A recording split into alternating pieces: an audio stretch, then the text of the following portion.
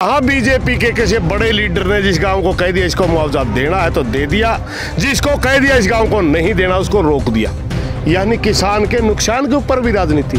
मुकदमा उन पे दर्ज होना चाहिए कि वो यहाँ इस भवन में बैठ करके किसानों का गला काटने का अधिकार उनको किसी ने दिया। सरकार को अगर नाराज होना चाहिए तो उनसे होना चाहिए, वो सरकार के भी दुश्मन हमारे भी दुश्मन है। अगर वो सही गिरदौरी करते तो किसान को मुआवजा मिलता और हम घर बैठे होते, सरकार को गाली नहीं दे रहे होते। दुष्यंत चौटाला से भी किसानों की बातचीत हुई तो उसमें आश्वासन दिया गया था, तो उस आश्वासन का आपको इंतजार करना चाहिए था। ये तो निरानरी किसानों का हत्यारा है, हत्यारा। इसके साथ पूरी किसान कौम ने इसको वहाँ तक पहुँचाया है और किसानों के साथ इसने पूरा विश्वासघात किया है। ये किसान कौम इसको कभी माफ़ नहीं करेगी। मेरे ऊपर FIR दर्ज करके क्या समझते हैं हम डर जाएंगे? मेरे ऊपर पहला ही बहुत बड़े मुकदमे इस डाल के भाईचारा बदली, ये तो एक मुकदमे की बात है। अगर भाईचारा बदली गर्दन भी देनी पड़े तो भी हमें कदे झुके नहीं। अभी हम मौजूद हैं खेड़ी चोपटा उप तहसील पर, जहां पर पिछले काफ़ी दिनों से किसानों ने मुआवजे को लेकर धरने प्रदर्शन भी किए हैं। अभी किसानों से ही हम जानना चाहेंगे कि उनको किस प्रकार से उन्होंने अपने मुआवजे की मांग को लेकर आंदोलन शुरू किया हुआ है।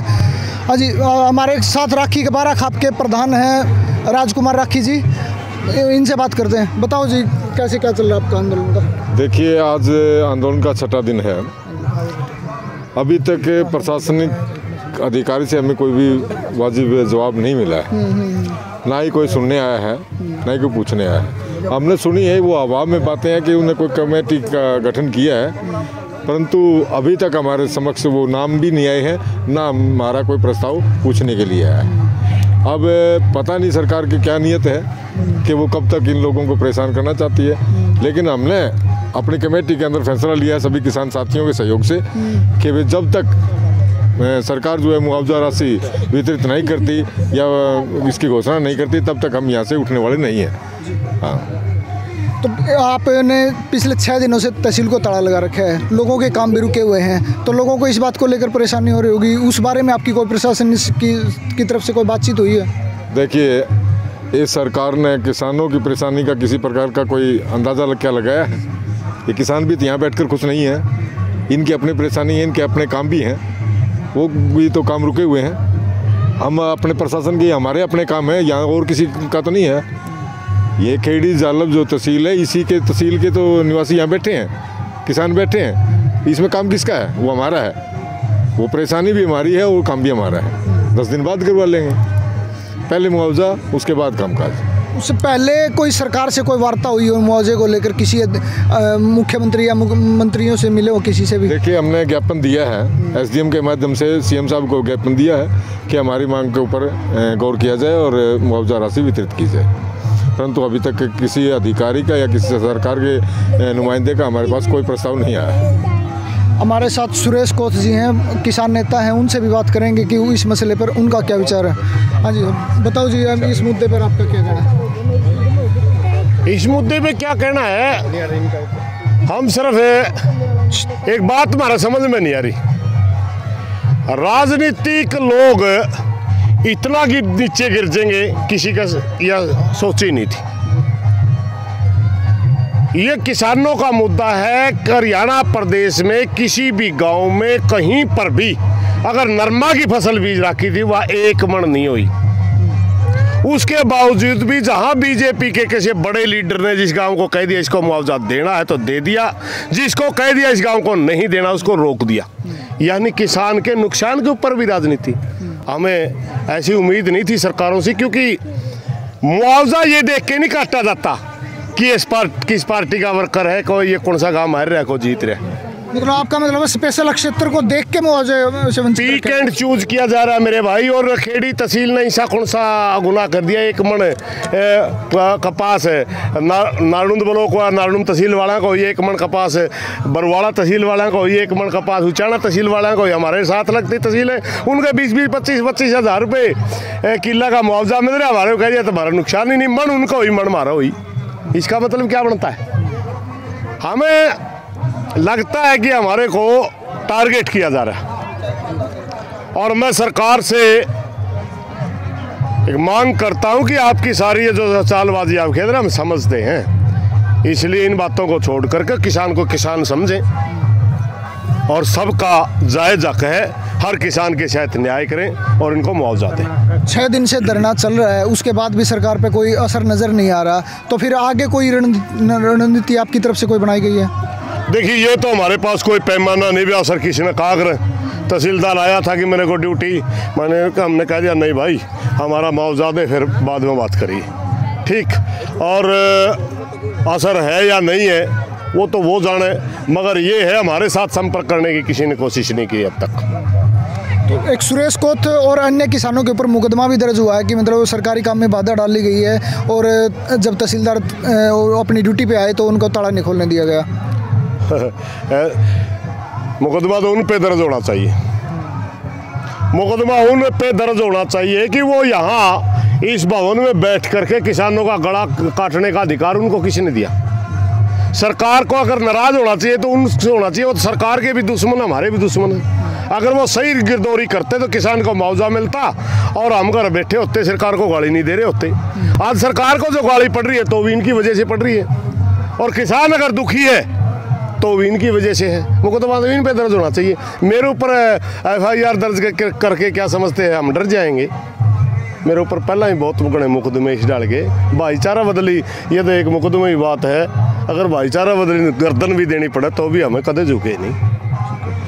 हमारे साथ मास्टर चंद्र प्रकाश मिर्जपुर से हैं जी, उनसे भी बात करते हैं कि इस मसले पर उनका क्या राय है। हाँ जी, बताओ जी मास्टर। हाँ जी, देखिए, किसान जो है नहीं अपनी मांग और सम्मान की रक्षा के लिए पिछले 6 दिन से निरंतर धरना लगाए बैठे हैं, और सबसे बड़ी बात ये है, ये देखने की है, समझने की है कि किसान बिना बुलाए बहुत बड़ी संख्या में स्त्री पुरुष सभी जो है नहीं इस धरने के भागीदार बनते जा रहे हैं। और जहां हमने थोड़ा सा टेंट लगाया था पहले दिन, वो आज 5-7 गुना ज़्यादा बढ़ाना पड़ा है, इतनी संख्या बढ़ गई।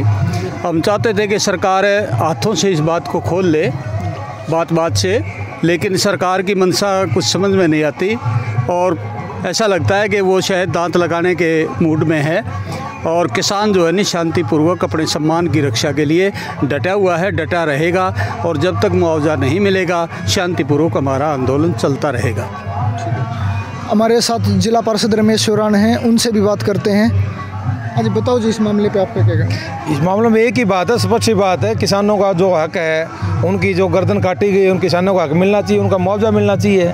ये तो सरकार की नाकामी है, और सरकार के साथ साथ इन अधिकारियों की उससे भी ज़्यादा नाकामी है, जिन्होंने इस क्षेत्र को, एक किसान का जो हक था उसको छीनने का काम किया है, एक अन्नदाता के पीठ में छुरा घोंपने का काम किया है। तो ये तो सबसे एक स्पष्ट मांग है भाई, जो इन 16 गांवों का जो मुआवजा है, आप लोग इससे भली भांति वाकिफ़ है कि इस एरिया में 1 मन 2 मन से ऊपर कपास नहीं हुई, भारी नुकसान है। उसके बावजूद भी यहाँ के पटवारी ने, कानूनगों ने और तहसीलदार ने इनका मुआवजा 0 दिखा दिया गया है। भाई यहाँ बाड़ी 20-20, 30-30 मन की हुई है, लेकिन जो क्रॉप कटिंग के अंदर जो हमने रिपोर्ट निकाली है, जो कृषि विभाग ने अपनी रिपोर्ट दी है, उसके अंदर यहाँ मुआवजा दिया, नुकसान दिया गया है। किसी गांव में 50%, किसी में 70%, किसी में 80%। ये भी एक सरकार की अपनी एक महकमा है, एक अपनी अलग से टीम है।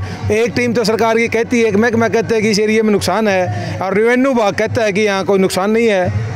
तो क्रॉप कटिंग हमारे पास उसकी लिस्ट है, उसका सारा हमारे पास सबूत है। क्रॉप कटिंग में हमारे इस एरिया का पूरा नुकसान है, लेकिन रेवेन्यू विभाग इसको मान नहीं रहा, इस पूरे एरिया को 0% पर करके दे दिया, भी यहाँ कोई नुकसान नहीं हुआ। तो आपके चैनल के माध्यम से हम ये मांग करते हैं कि इस किसानों का जो हक है, जो उनका मुआवजा है, वो उनको दिलाया जाए। दुष्यंत चौटाला से भी किसानों की बातचीत हुई तो उसमें आश्वासन दिया गया था, तो उस आश्वासन का आपको इंतजार करना चाहिए था। देखो, पहले तो दुष्यंत सुना करते, अब तो हम 2-2.5 साल से दुष्ट सुन रहे हम। अब दुष्यंत नाम लोगों ने छोड़ दिया कहना, तो दुष्ट चौटाला का नाम से उसका नाम चल रहा है मार्केट में। ये तो निरा निरी किसानों का हत्यारा है, हत्यारा। इसके साथ पूरी किसान कौम थी, किसान कौम ने इसको वहाँ तक पहुँचाया है और किसानों के साथ इसने पूरा विश्वासघात किया है। ये किसान कौम इसको कभी माफ़ नहीं करेगी। इसे मिलने गए थे, इसके अंदर तो बड़ी अहम की बू थी। उन्हें तो किसानों के साथ ही बातचीत करनी शुरू कर दी, तुम्हारे राज्यपाल के कितने वोट आए, तुम्हारे किसानों के कितने वोट आए। उसको ये भी बताना देना चाहते हैं कि वो बादल परिवार से पूछ लो उनके कितने वोट आए, और आने वाले टाइम में आप भी गिनती कर लेना। उनके तो 1100 आ गए, आप अपनी गिनती कर लेना 1100 तक पहुँचोगे कि नहीं पहुँचोगे। ये उसके अंदर तो अब पूरा अहम और घमंड हो चुका है। ये तो सिर्फ एक ही ध्यान है किसानों की तरफ, प्रदेश की तरफ कोई ध्यान नहीं, सिर्फ कमीशन की तरफ ध्यान है। कौन से महकमे से क्या कमीशन आता है, कौन से महकमे से कितना लेना है, ये तो सिर्फ टैचियाँ भरने का काम करते हैं किसानों का और पब्लिक का जनहित का। इसके अंदर कोई काम नहीं है इनका। हमारे साथ भारतीय किसान यूनियन के ब्लॉक प्रधान रणधीर मिलकपुर भी मौजूद हैं, उनसे भी बात करते हैं कि उनका इस मसले पर क्या बोलना है। बताओ जी प्रधान जी। ऐसा है जी, बाढ़ी का नुकसान पूरा हरियाणा में है। गुलाबी सुंडी के कारण किसी भी किसान के एक मन से ऊपर कपास नहीं हुई। जो हाल 1988, 89, 90 में था, वो हाल इस साल था। किसी भी किसान के एक मन से ऊपर कपास नहीं हुई। और हम जब तक किसानों को पूरा मुआवजा नहीं मिलेगा तब तक यहाँ से नहीं हटेंगे, आगे की लड़ाई चलती रहेगी। ये थे खेड़ी चोपटा उप तहसील के अंतर्गत आने वाले 17 गांव के किसान जो काफ़ी दिनों से धरना दे रहे हैं, और उनका साफ तौर पर ये कहना है कि जब तक उनको मुआवजा नहीं मिल जाता तब तक वो किसी भी सूरत में धरना नहीं हटाएंगे, मुआवजा लेकर ही यहाँ से उठेंगे। कैमरामैन सुनील के साथ जय कुमार, बिंदास हरियाणा।